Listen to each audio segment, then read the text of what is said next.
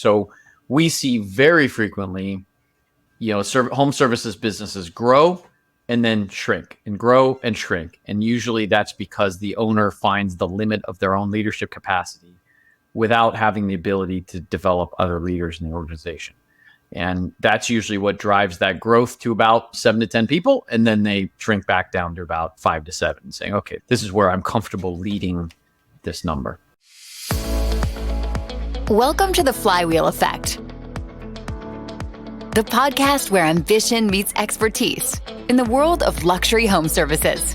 Whether you're an entrepreneur, a small business owner, or a forward-thinking professional, this is your platform for growth, profit, and prosperity.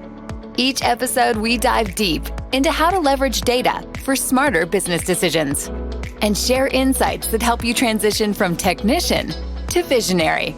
Let's jump in.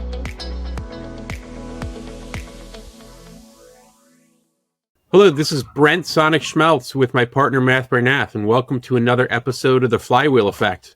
How are you doing today, Matt?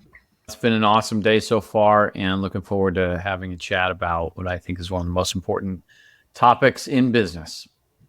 Yeah, I think you love team building, and that's what we're covering today. Episode 1, probably of many, as we go down this podcast road, but cultivating a high-performance team culture. When it comes to the transition from being a solopreneur or being a small business where you are the doer to building a team and a sustainable business, dialing in your team culture, your team's engagement is one of the top 2 or 3 factors that drive success or failure. So, Matt, I'm going to let you dive into your feelings on this one right away. Let's just hear it, because this is your bread and butter. Yeah, a number of things come up for me around this. And honestly, Brent, like so many things in business, my best takeaways have come from just hardcore failure. And I think when I look back, I've been now an entrepreneur for over 20 years. When I look back at all my successes and failures, there definitely have been more failures around this area than successes. But thankfully, those failures have taught me a lot. So a number of things just pop into my head. And I think ultimately the journey you just described from solopreneur, I think for me even grows beyond solopreneur into what we see in these home service businesses, where the owner can, usually a solo owner, solo manager can usually grow to the point of about 7 to 10 people on their team total, maybe 12. But usually we start to see cracks in the business right around 5 to 7 direct reports. And then once an owner grows beyond that without cultivating additional leadership in the organization, they shrink. So we see very frequently home services businesses grow and then shrink and grow and shrink. And usually that's because the owner finds the limit of their own leadership capacity without having the ability to develop other leaders in the organization. And that's usually what drives that growth to about 7 to 10 people. And then they shrink back down to about 5 to 7, saying, okay, this is where I'm comfortable leading this number. So that's I think that journey. And I think you touch on a few different things there, right? Like, one is culture. And I think defining culture is important. And it can mean different things to people. When I think of culture, I think of how, and we're talking business culture, right? Not, it can apply to other things, but really business, is how the employees and team members within an organization interact, respect each other, and how tightly they are tied in their mind, not any other real way, to the success and failure of the business and to following a collective journey for its hopeful success. And I think in some, you can have cultures that are completely different than that. And you can have successful cultures that are very different than that are eat what you kill, that are driven by people operating very much on their own. But I think in our small businesses that we're talking about that are not high performing sales, finance kind of organizations, which can do eat what you kill a little bit better, the cohesiveness is a really important characteristic. The other side that you mentioned is around delegation and control, right? Which is something a little separate from culture. But in many ways, people that have owned small businesses are unwilling to give up that control because they don't trust their culture, right? That's right. Yep. Yeah, absolutely. Yeah, and I think to add to your explanation or definition of culture, I think the big test is if you're standing behind one of your employees at the grocery store line, how would they explain their culture or their job to their significant other that they're standing in line with? Mm-hmm. And then also another way to think about culture is how do your employees feel on Sunday night before Monday, right? Are they excited to rush into the week or not? And I think to your point about the growth trajectory or being able to relinquish control, if there's a strong culture, it makes it easier for the owner to feel comfortable relinquishing control. How are those employees going to react without the owner's involvement? Yeah. And then beyond that, is the culture a cult personality around that owner, or is its own thing that allows the employees and team members to work together outside of the involvement of the owner? And I've seen it both ways. When you're thinking about what are the key attributes, or actually, let's take a step back. So we're talking a lot more about small businesses here that are maybe making that transition into being a slightly or somewhat larger entity. What are some of the most important factors that you see people, the most important things that people do or factors that go into building a team culture from that small base? And I know you've done it personally many times here. Yeah, it's a great question. I think one of the most common cultures that we see amongst home service providers, and frankly, we've actually seen some pretty large ones grow to be fairly large with this culture, is one where the owner is the master that has a bunch of servants probably isn't the right word, but you have an expert as the leader and a bunch of doers around this expert, right? So you have the employees serving the owner. And where that breaks down is, of course, as you mentioned earlier, when the owner is no longer involved, then what does everybody do? And in order to successfully grow beyond that, as we talked about, the owner has to delegate and be comfortable. So I think the process of growing from, say, 5 to 7 direct reports to 70 is a layered approach. And at every layer or every chasm or every growth opportunity, the owner has to take on a different set of leadership skills themselves. And what I've found to be successful for me over time is learning how to develop culture based on what I'm willing to put up with, what I hire for, what I train around, and recognizing that as the owner, I set the tone for culture based on mostly my actions and less about what I say. It's what I do or what I don't do. And how do you, let me think of what I'm trying to say here. It's building that rapport is what you're talking about with your team members. But you did say one thing that I just want to make sure correct, is you said moving from 5 or 7 direct reports to 70.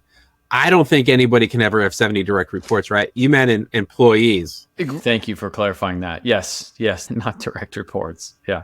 Yeah, because I think that's actually one area where, as you point out, where culture breaks down is where if you are a hub in a wheel and everybody else is a spoke and they lead into you, you are now a governor on your growth, and you have prevented culture from developing around you in a way, positive culture, developing around you in a way that can allow the business to grow exponentially.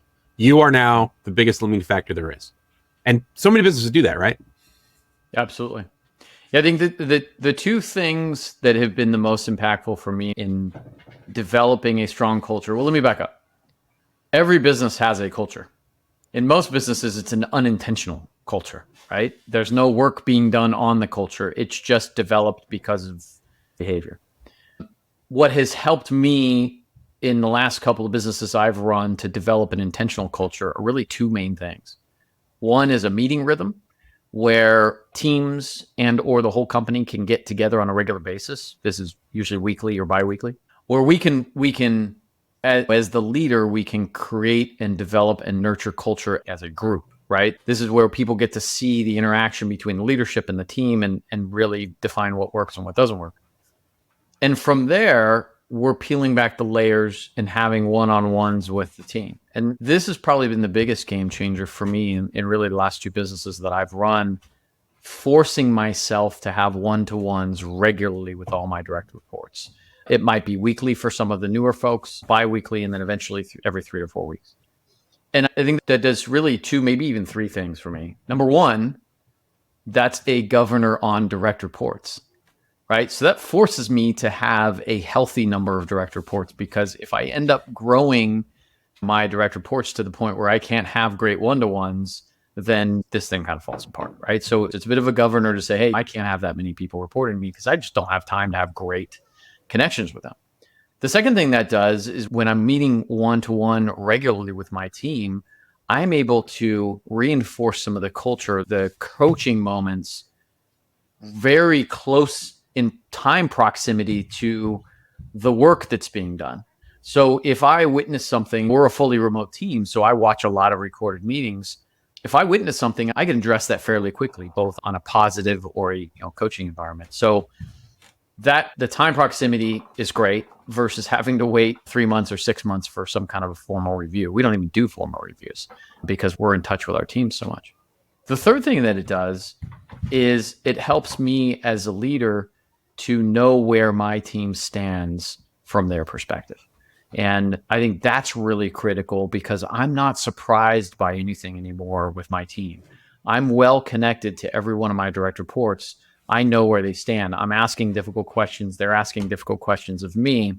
So I don't get blindsided by anything in my business anymore. And I think that's really helpful from a cultural perspective too, because we're no longer just fighting fires. We're proactive.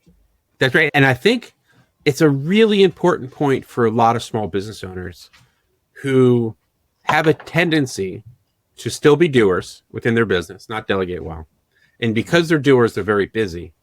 And from their perspective, they're like, I hired this guy. He should do his fucking job. And anytime he doesn't, I'm going to be pissed off. But you hear it all the time. My employees suck. They don't do what they're supposed to. Hey, babe, you're managing poorly. It's on you.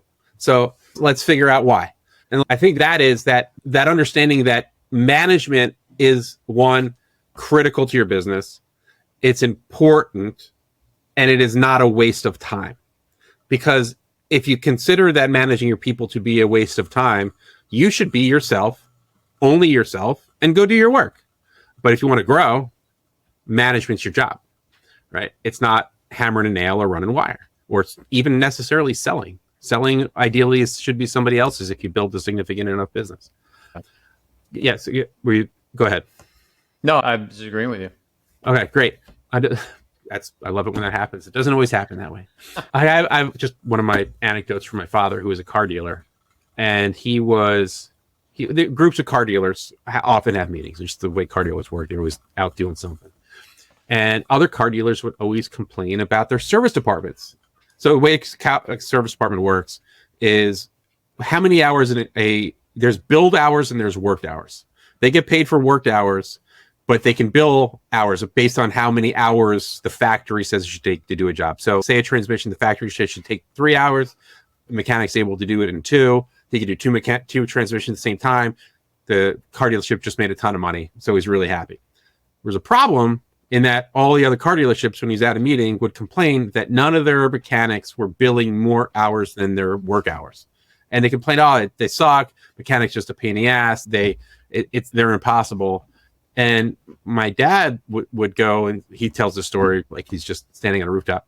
What's wrong with you? You're just not knowing how to manage your people. Find a decent manager that knows how to work a team, get them motivated to deliver, and you're going to make endless money. And he looks at his own shop, who has a good long-term service manager who's able to get 50 hours out of a 40-hour mechanic.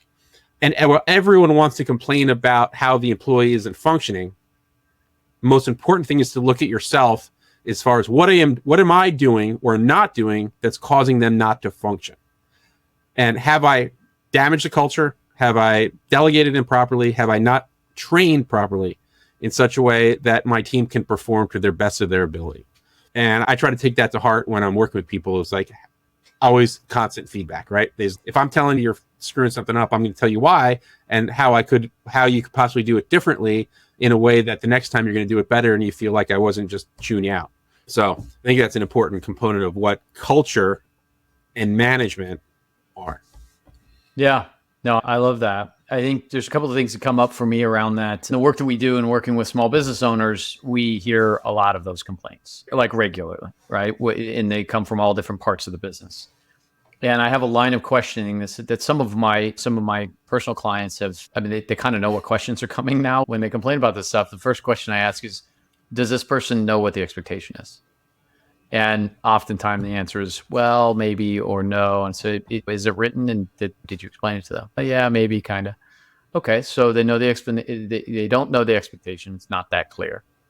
Did you train them on exactly how you want this done? Well, I kind of told them in passing. Okay, well, oftentimes we see that when an employee is missing an expectation, it's because we as the managers or leaders just assumed, we projected our knowledge, our experience, our expertise, our expectations on that person and just unfairly expected them to perform at the same way we'd perform. And the fact is that an owner of a business is always going to outperform the employees in most cases because there's more skin in the game. There's more risk. There's all those things, right? So usually it's a training, like you said, it's a training issue. It's a management issue. It's a leadership issue. And that's why I love the one-on-one so much, because we get to have those conversations regularly. Hey, here's what I'm experiencing. Can you tell me about what you expected from this situation? And then you recognize pretty quickly that the employee's expectation is way left and you're way right. And you recognize, hey, I, as the leader, that was my responsibility. I didn't set that expectation. Here's what we're going to do. We're going to set the expectation, and then we're going to set up a 30-minute training to show you how that's going to be done. Moving forward, this thing gets done the way that the owner expects. But that's a proactive method of leadership and management. And to your point, so many owners, even of fairly large businesses, have created a culture of reactive management or reactive leadership just based on the way that they run their businesses. Yeah. And then if to make reactive worse, you end up with employees running around fear that they're going to draw your wrath, in which case they really get nothing done and they take no experimentation or risk. Yeah, that's a great point, Brad. That was the other thing that just popped into my head. And I'm glad you reminded me, is when managing in a reactive way or leading in a reactive way, which, by the way, we all end up there at some point, or it happens.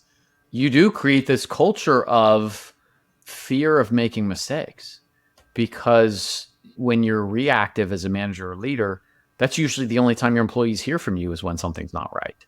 They're not hearing from you when something's going well.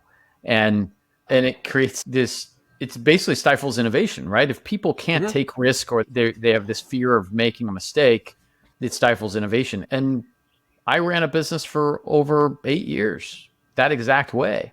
And when I interviewed my employees later on, they said, hey, we kind of felt like we couldn't take risks because the only time we heard from you was when things weren't going well. Oh, okay. Well, that's one of those failures from my past that I learned from. Okay, I need to make sure that I get into a position where my team's hearing from me just as much, if not more, on the positive as the challenges, which is hard to do. It's really hard to do because you're doing other stuff, right? Like you have the focus. I mean, you talk about your one-on-ones. How much of your time do you think is spent in a given week, percentages, one-on-one and that team development? Yeah. No, for a question, how much time? Oh, how much time do I spend? I would say that it depends on the employee. If they're within 90 days of being hired, I'm usually in a one-on-one for about an hour per week. After the 90-day mark, it's about an hour every other week, and then it moves to 45 minutes to an hour once a month after about 6 months. So that's the one-on-one. And then, of course, we have team meetings that are 60 to 90 minutes per week. And I am convinced wholeheartedly, because I've experienced both sides. I've experienced the reactive management. I've experienced the proactive leadership. I get all that time back and then some. So it's time that it's an investment. It's not a cost for me. So you're spending, say, because you have half a dozen or so people reporting to you. You're going to spend five plus hours a week, or maybe up to 10% of your actual work time on these direct report management, which is significant, right? That's a big chunk. And as a result, you feel that you've actually now saved. So on a net basis, you netted an extra hour of availability, that stuff that you don't have to do or be reactive to, which is, by the way, takes the most time. And I think the biggest payoff is we have a very strong culture as a team of being open and honest with each other. I feel like we've cultivated that through these open and honest one-to-ones. As I mentioned, I'm not surprised by anything that's happening with my direct reports. I'm always on top of it, and as far as I know, connected with them. And also, when we look at turnover and morale, it's hard to put a hard number on that stuff, but turnover can be very costly. And I think managing morale with regular one-to-ones is significantly more impactful than trying to do that in a group setting or once every 6 months with a review. I think even the quarterly or semi-annual or annual performance reviews are an absolute antiquated concept. I think they're totally useless. How can you review somebody's performance for the last 6 months when nobody can remember what that performance was like? Sure, you probably have some KPIs to tell you, but the reality is, if you look at even Pavlov's dog, right, you can't make positive change in your organizational or one-on-one when you're talking to people about 6 months worth of performance at a time. It's crazy. So that's where we stand. And we simply cover 5 things in our one-to-ones. What's going well? So this is where, and by the way, the employee runs the one-to-one. It's their agenda. So what's going well? This is where you as the employee are going to celebrate your wins. You're going to talk about what you love to be doing, what's going well, what feels easy for you. The second question is what's not going well. So where's the friction? What are you hating about the work? What are the challenges you're encountering? What's frustrating you? The third question is what are my priorities between now and our next meeting? So we get alignment on that. That's so crucial because how many times do we have employees headed off in the wrong direction and the leader doesn't figure that out until it's too late, right? Where this way we're in total alignment about what your priorities are. And early on, there's a lot of course correction, but as the employee gets more tenure with the business, there's much more alignment.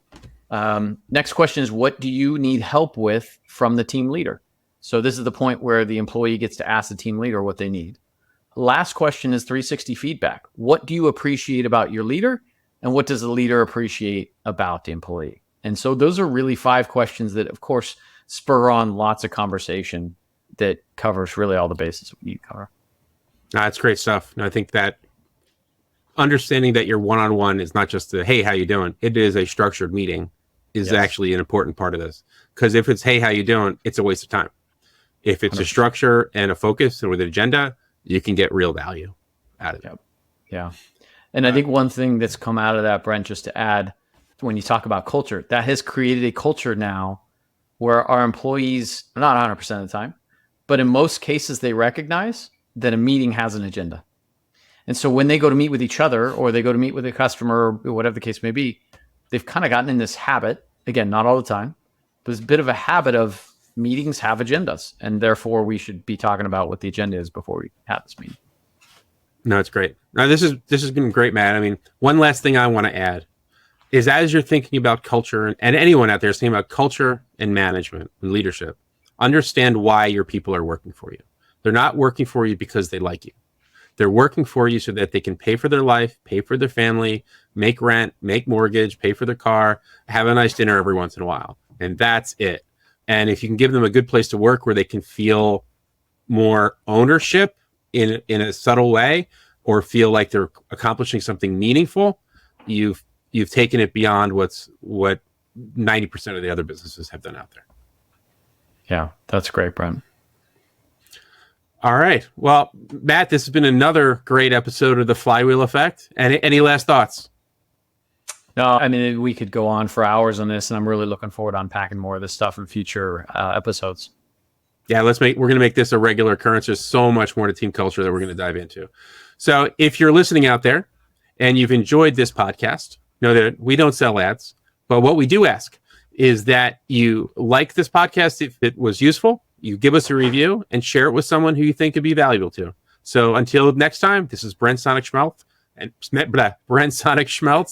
Matt Bernath with the FlyWheel Effect. Thank you. Thank you all. Thank you for tuning in to the FlyWheel Effect. Our journey through the intricate world of luxury home services continues to be fueled by your passion for excellence and innovation.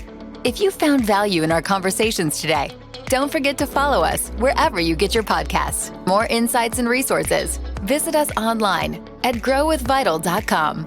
Until next time.